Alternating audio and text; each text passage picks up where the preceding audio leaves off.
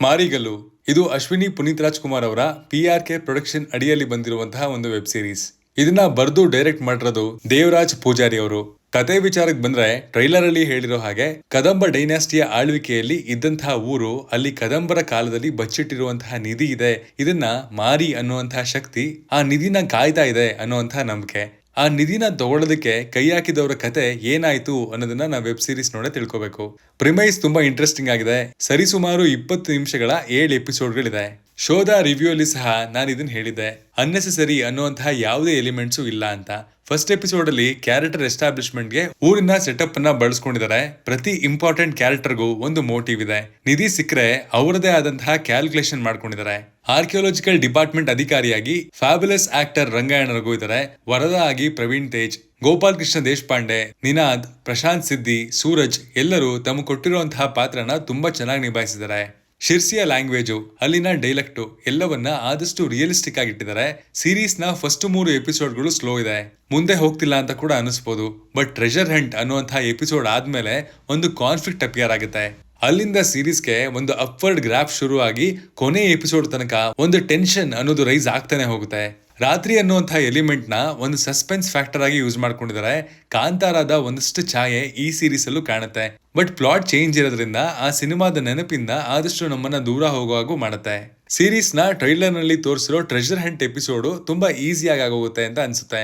ಆ ಫ್ಯಾಕ್ಟರ್ ನ ಇನ್ನೂ ಸಾಕಷ್ಟು ಟೆನ್ಷನ್ ಕ್ರಿಯೇಟ್ ಮಾಡೋದಕ್ಕೆ ಯೂಸ್ ಮಾಡ್ಕೋಬಹುದಿತ್ತು ಅನ್ನೋದು ನಮ್ಮ ಪರ್ಸನಲ್ ಒಪಿನಿಯನ್. ರೈಟಿಂಗ್ ಅಲ್ಲಿ ಹಾನೆಸ್ಟಿ, ಸಿನ್ಸಿಯಾರಿಟಿ ಕಾಣಿಸುತ್ತೆ. ಎಡಿಟಿಂಗ್ ಇಂದ ಎಪಿಸೋಡ್ ಆದಷ್ಟು ಎಂಗೇಜಿಂಗ್ ಆಗಿ ಇಡೋದ್ರಲ್ಲಿ ಸಕ್ಸಸ್ಫುಲ್ ಕೂಡ ಆಗಿದ್ದಾರೆ.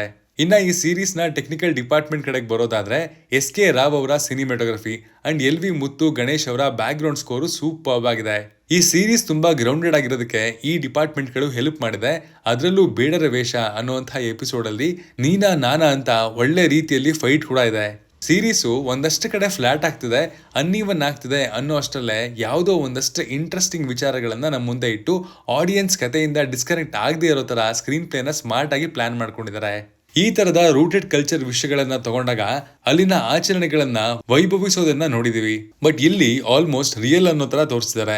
ಸದ್ಯಕ್ಕೆ ನಮ್ಮಲ್ಲಿ ಬಂದಿರುವಂತಹ ವೆಬ್ ಸೀರೀಸ್ ಗಳಲ್ಲಿ ದ ಬೆಸ್ಟ್ ಕ್ವಾಲಿಟಿ ಅಂತ ಯಾವುದೇ ಡೌಟ್ ಇಲ್ಲದೆ ಹೇಳ್ಬೋದು. ಈ ವೆಬ್ ಸೀರೀಸ್ ಶೂಟ್ ಮಾಡಿರೋದು ಕೇವಲ 23 ದಿನದಲ್ಲಿ. ಈ ಕ್ವಾಲಿಟಿನ ಆ ಟೈಮಲ್ಲಿ ತಂದಿರೋದಕ್ಕೆ ಈ ಟೀಮ್ಗೆ ಒಂದು ಜೋರಾದ ಚಪ್ಪಾಳೆ ಬರಲೇಬೇಕು.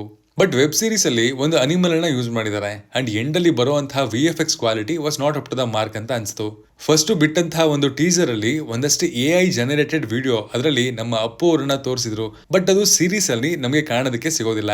ಸೀರೀಸ್ ಅಲ್ಲಿ ಆಗುವಂತಹ ಒಂದಷ್ಟು ವಿಚಾರಗಳನ್ನ ಸುಮ್ಮನೆ ನರೇಟ್ ಮಾಡ್ತಾರೆ.